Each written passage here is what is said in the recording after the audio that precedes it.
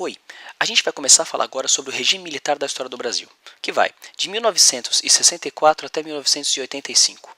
Em verdade, eu queria colocar para vocês aqui uma análise em torno das primeiras iniciativas aí do regime militar, do primeiro presidente, que foi o general Castelo Branco, e, sobretudo, fazer uma reflexão sobre o conceito de golpe e o conceito de revolução. A nova ordem, evidentemente, era o nome dado pelos militares no momento que iniciaram aquele período. Já as pessoas contrárias àquele regime vão defender a tese de que aquilo não foi uma revolução em hipótese alguma, né? Ou seja, uma nova ordem causada por uma revolução. E que aquele momento foi, na verdade, uma consequência de um golpe de Estado em 1964. Então a gente tem aí essas duas visões, né? Evidentemente, tem as pessoas que vão ser contrárias àquele regime, inclusive naquele período. Aqui temos uma imagem sobre isso, né? O abaixo à ditadura. Fica claro aqui a insatisfação de determinado grupo de pessoas, de brasileiros, contra aquele novo regime, contra aquela nova ordem que estava sendo instaurada a partir de 1964, ok? Pois bem, então, do ponto de vista dos militares, era uma nova ordem, portanto não era um golpe, e sim uma revolução, que estaria salvando o Brasil das garras do comunismo bolchevique do último presidente, que foi o João Goulart. Evidentemente que conceitualmente os historiadores não aceitam em hipótese alguma essa tese. Afinal de contas, conceitualmente não foi uma revolução, né? Conceitualmente foi um golpe de Estado e até mesmo João Goulart não era em hipótese alguma comunista e nem tentou implantar ideias comunistas no Brasil, ok? Mas enfim, a princípio a gente vai ficar com o conceito de regime militar. Uma das principais ferramentas do regime militar eram os atos institucionais, ou seja, medidas tomadas pelo Poder Executivo, pelo Presidente da República, passando por cima da Constituição, passando por cima do Poder Legislativo, do Congresso Nacional e decretando determinadas ações. Foram vários atos institucionais, a gente precisa ter aí clareza sobre os 5 primeiros, atos institucional número 1, 2, 3, 4 e 5. O ato institucional número 1 a gente pode entender que foi justamente o início do regime, é o que marca o início do regime militar. E para isso, nós vamos ter dentro do ato institucional cassações de mandatos políticos e suspensão de direitos constitucionais. Evidentemente que isso daqui está sendo estabelecido contra os opositores do regime, ou seja, contra as pessoas que sofreram o golpe, ou seja, o presidente João Goulart, políticos próximos a eles, o antigo presidente Juscelino Kubitschek, todos esses políticos, né, o Brizola, foram cassados no ato institucional número 1.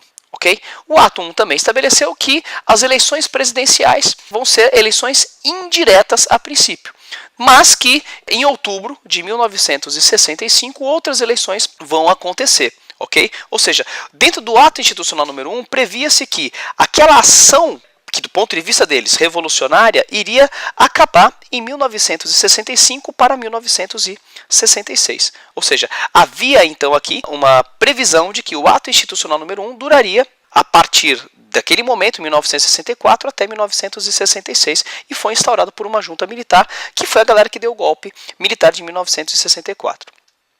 Bom, a gente tem aqui algumas ações do governo Castelo Branco. A primeira que eu destaquei aqui foi o PAEG, né, que é um programa de ação econômica do governo. Essa ação econômica do governo mostra que a gente tinha um Estado que interferia diretamente nas questões da economia.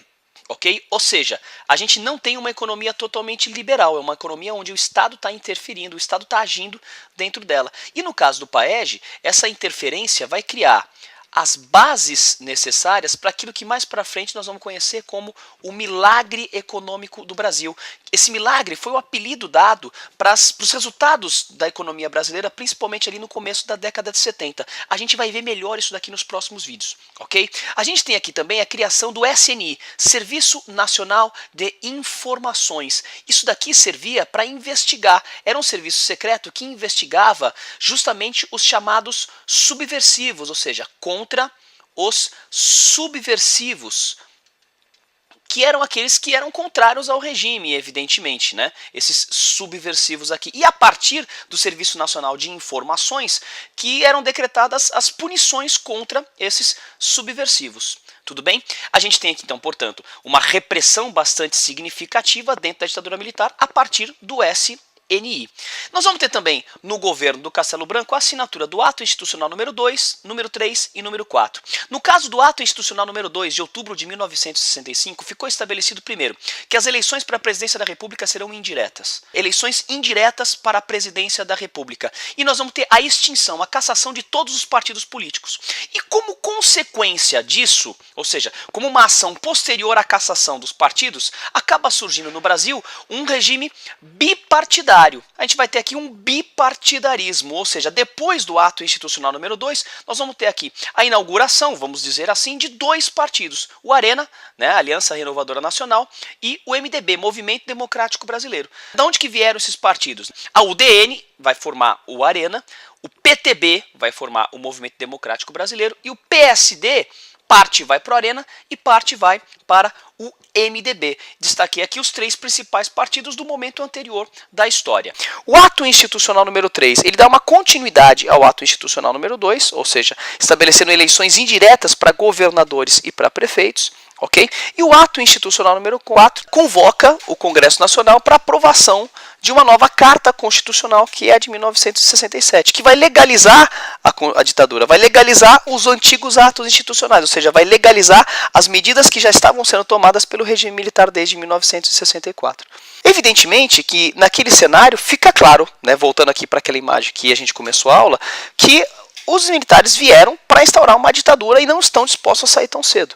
Portanto, dentro dessa lógica em que ninguém mais vota para nenhum poder executivo no Brasil, nem prefeito, nem governo, nem presidente da República, e que os atos institucionais oferecem para o presidente da República plenos poderes, e que a censura foi instaurada, e que o Serviço Nacional de Informação investiga os brasileiros, inclusive muitos dos direitos e liberdades constitucionais individuais estão sendo suspensas pelos atos institucionais e pelas ações dos militares, então fica claro para a gente que não foi uma revolução, e sim um golpe. Está instaurada a ditadura militar no Brasil.